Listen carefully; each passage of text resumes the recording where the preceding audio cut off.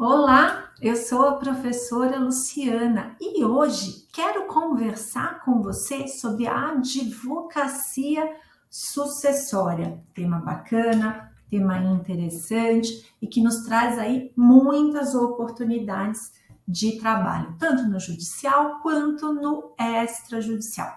Bom, nessa primeira aula eu quero apresentar algumas considerações iniciais sobre o inventário.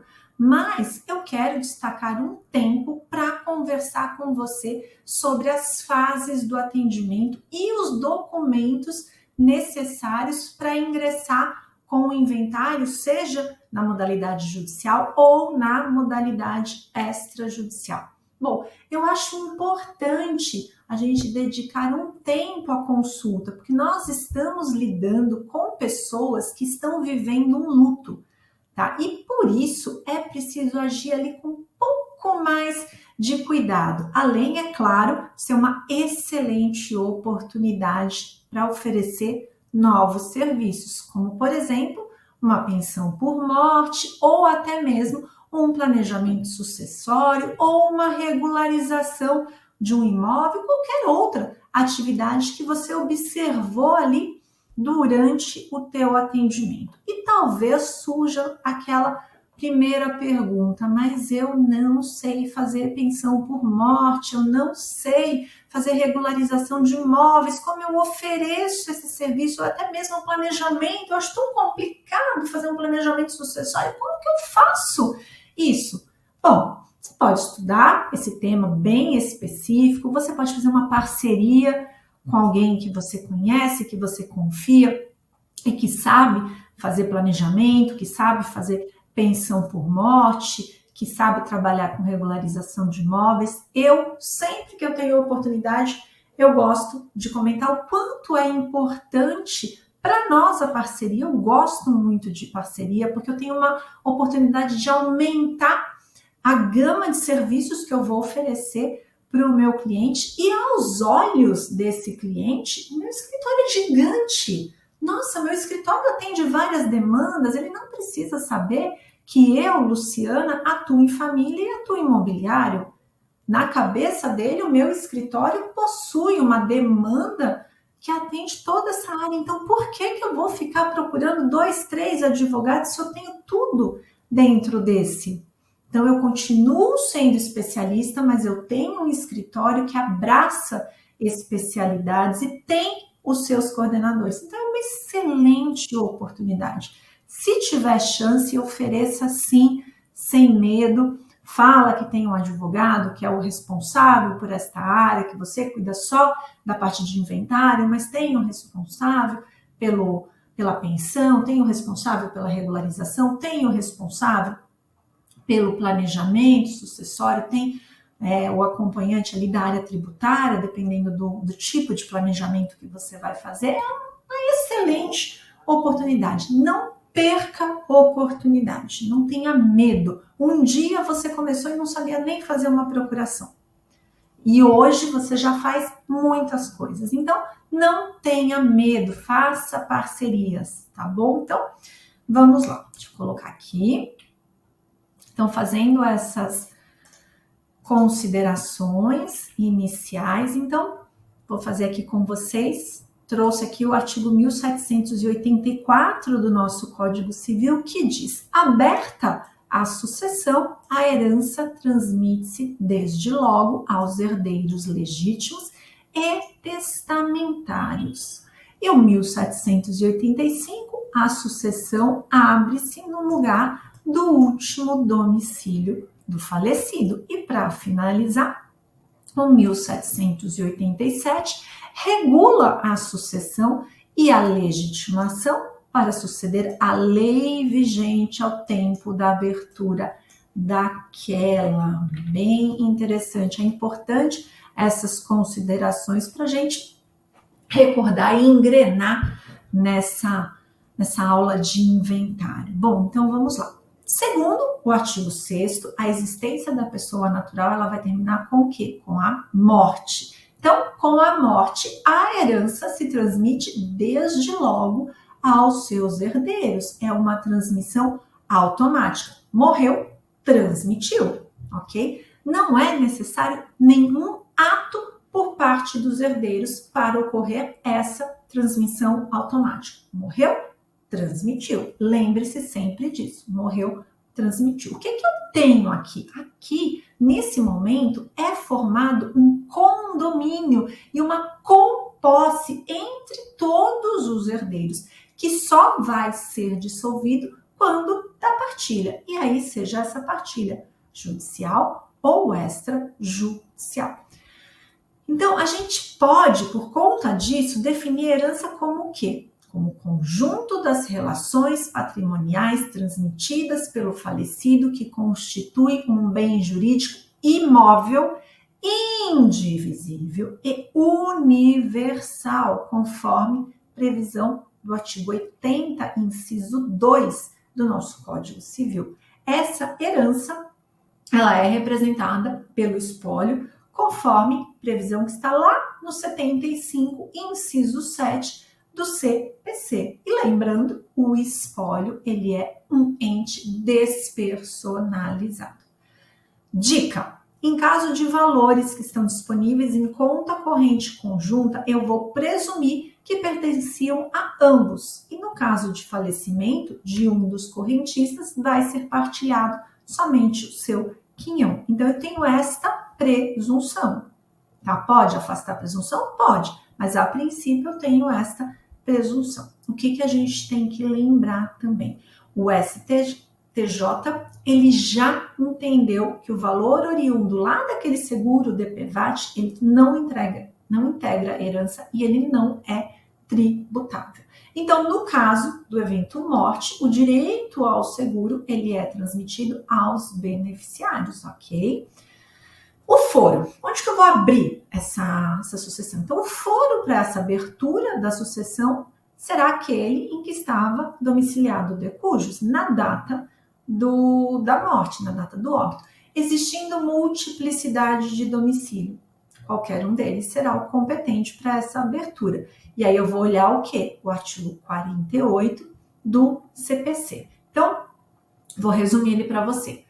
Será competente o foro do último domicílio do falecido. Se possui mais de um, qualquer um deles é o competente. Não tem domicílio certo. É competente o lugar onde estiverem os bens.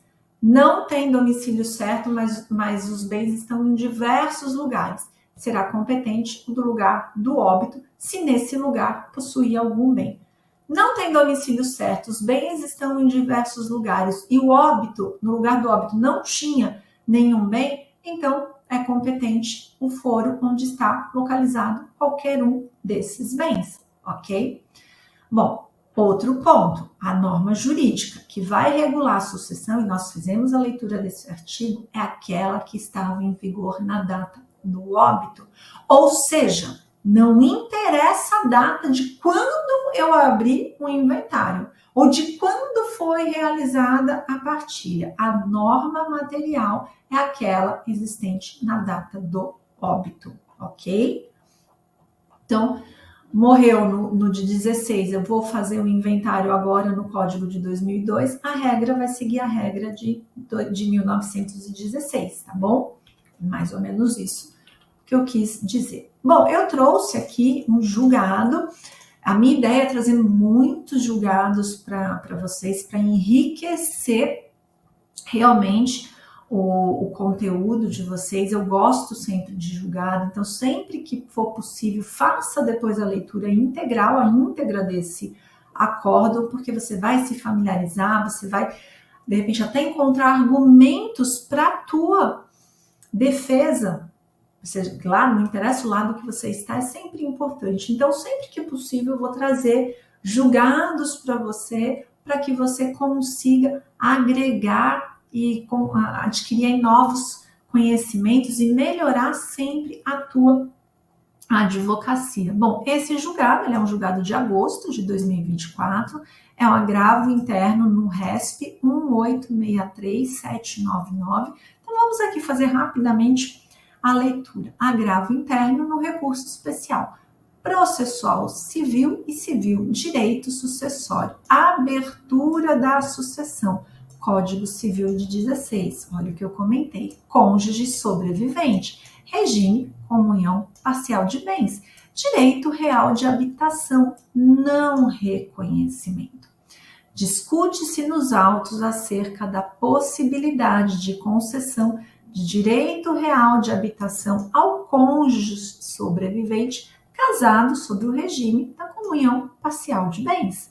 A questão sucessória deve ser dirimida pela lei vigente à época da abertura da sucessão, no caso, o Código de 1916. Lembra que eu dei esse exemplo?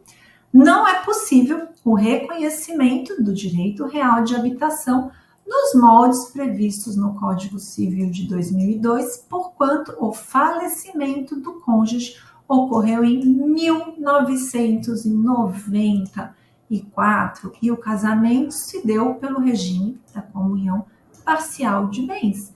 Agravo interno não provido. Então, veja o que eu comentei com vocês.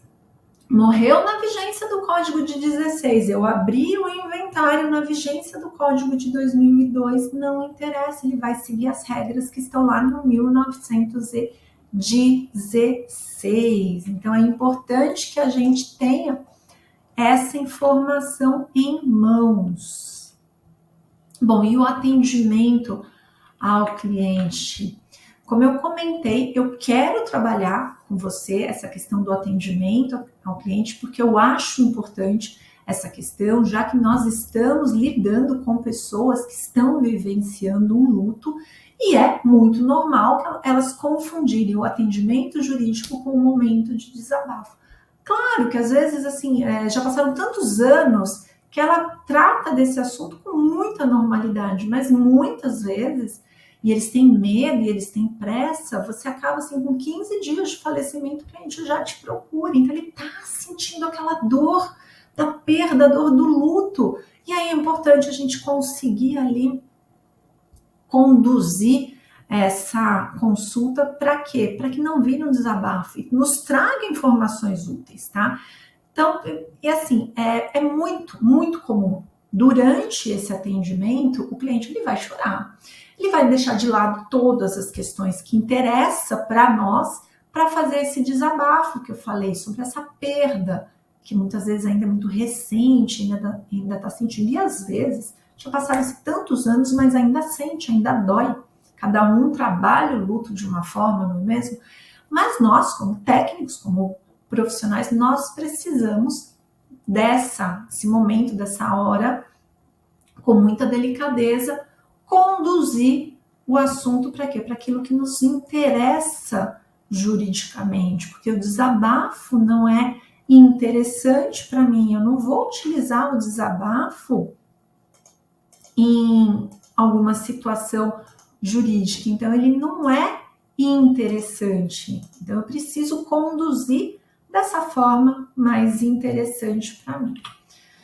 Bom, eu deixei aqui um esqueminha que eu considero as fases de atendimento. Eu chamo de fase de atendimento, que é a consulta, seria a primeira fase, a precificação, o envio da proposta e o contrato de prestação de serviços. É o que eu sempre digo. O meu objetivo é sair da consulta e assinar o contrato. Este é o meu objetivo. Então, eu vou caminhar para que esse objetivo seja atendido. Então, fazendo ali um pequeno resumo. Primeiro, eu agendo a consulta. Aí, após a reunião, eu vou fazer o quê? Eu vou analisar a demanda, o que foi dito, para eu definir o meu serviço, o quanto eu vou cobrar, que linha que eu vou seguir, é judicial, é extrajudicial. Eu vou precisar oferecer alguma outra coisa que eu já identifiquei de primeira mão. Terceiro passo, eu vou fazer o quê? Eu vou enviar a minha proposta, de preferência por escrito. Eu evito muito ofertar a minha precificação na audiência. Na consulta. Eu mando depois por e-mail. Posso até, depender da situação, fazer depois uma nova reunião sem custo só para eu poder alinhar esse meu objetivo, que é assinar o meu contrato.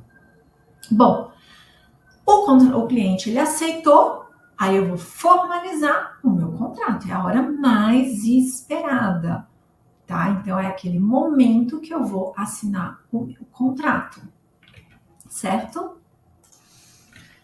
Bom, e aí, o que eu preciso pensar? Durante o meu atendimento, eu preciso escutar, utilizar o que eu chamo de escuta ativa. Por quê? Porque é nesse momento que eu vou conseguir captar o que o cliente está falando, buscar novos serviços, entregar o conteúdo que ele precisa, compreender se eu tenho mais alguma coisa que eu possa oferecer ali, sanar as minhas dúvidas para que eu consiga precificar. Então, eu tenho que prestar atenção, eu posso fazer algum comentário pontual sobre o que ele falou, eu posso usar ali aquela técnica de repetir os movimentos dele, eu vou tentar me conectar a esse meu cliente. Esse é o meu objetivo, porque quando eu me conecto a ele, eu tenho muito mais chances de eu conseguir assinar o contrato. E o que eu tenho em mente? Ele pode deixar de assinar o contrato porque ele não tem condições de pagar o meu preço. Mas ele não vai deixar de assinar o contrato porque ele acha que tem um profissional melhor do que eu. Então eu mostro para ele que eu sou a melhor opção. Ele pode não pagar. E aí tá tudo bem, aí é a alçada dele. Mas eu mostrei que eu sou o melhor que ele poderia ter. Entenderam aonde eu quero chegar? Esse é o meu objetivo. Bom, eu gosto sempre aqui de trazer esse item 11 que está lá na nossa tabelinha, na tabela da OAB aqui de 2024. Eu usei aqui a de São Paulo, dê uma olhadinha, você que atua fora de São Paulo, dá uma olhada na sua tabela, deve ter algo parecido. Se não, veja aí o que tem na tua tabela falando sobre a consulta. Bom, vou só fazer essa leitura porque é muito interessante. É aconselhável que a advogada ou advogado cobre sempre o valor da consulta quando alguma matéria jurídica ou ligada à profissão lhe for apresentada. Se em função da consulta sobrevier prestação de serviços, a critério das partes, o valor da consulta poderá ou não ser abatido dos honorários a serem contratados. Olha que interessante, eu já tenho até essa previsão. Então, eu posso, dentro da minha consulta, já previamente combinar com o meu cliente que, caso ele assine o contrato, eu vou descontar o valor dessa hora que nós conversamos. Eu costumo usar dessa estratégia, porque eu acho muito interessante. Se ele não fecha, a minha hora foi remunerada, eu não tive prejuízo, eu não ofertei a minha técnica, a minha sabedoria de graça para um cliente. Ele pagou por esta hora. Se ele me contrata, vai ter um serviço muito maior e aí sim eu já faço esse abatimento. Isso aos olhos do cliente é muito interessante. Mas o que eu faço? Quando ele já faz o meu contato inicial, eu já mando ali as informações sobre como funciona a minha consulta, o tempo da minha consulta, valor dessa consulta, eu já deixo essa informação. Eu estou tentando transformar o meu escritório em 100% digital, então eu dou sempre preferência para as consultas online. Eu acho muito mais prática, muito mais dinâmica e ofereço para o cliente a consulta virtual e também ofereço a consulta presencial, porque alguns, e assim eu posso dizer pela minha advocacia, em menor número, estão optando pela virtual, em maior número estão optando pela virtual. Acredito que de 20, um precise de uma reunião presencial, pelo menos na minha realidade, onde eu já estou migrando para uma advocacia 100% online, 100% digital, com toda a praticidade do digital. E aí eu informo, olha, eu vou encaminhar o link depois do pagamento antecipado. Eu já deixo tudo isso nesse meu primeiro contato já informado. E aí quando eu vou enviar a proposta, eu reforço que, olha, em caso de assinatura, vai ser descontado, conforme informado anteriormente, o valor pago na consulta. Então, eu deixo tudo isso muito claro para o meu cliente, certo? Vou fechar o nosso primeiro bloco, volto na sequência com vocês para a gente continuar falando sobre audiência e... Ai, que audiência, me perdoa. Falando sobre as fases de atendimento e depois a documentação, tá bom? Te espero, até já!